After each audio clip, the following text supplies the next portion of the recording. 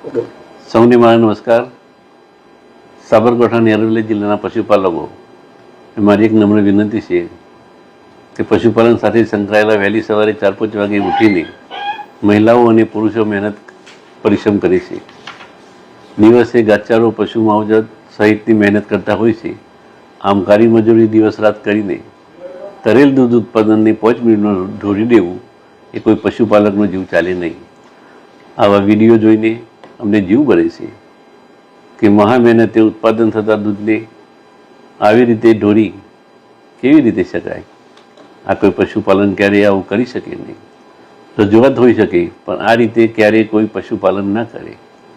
આ કોઈ પશુપાલક સિવાયના અમુક તત્વો હોય તો જ આ લોકો પોતાના રાજકીય સ્વાર્થ કે ઈરાદા પાર પાડવા આવી રીતે ખોટી ટોળકીઓ ઊભી કરી દૂધનો વેડફાટ કરી રહી છે, જેને અટકાવવું અમારી અને પશુપાલકોની જવાબદારી, સહિયારી જવાબદારી છે.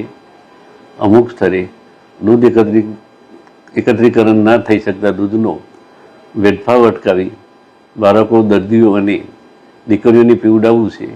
પણ અસહનીય છે કે આ દૂધનો બગાડ અટકાવવો જોઈએ.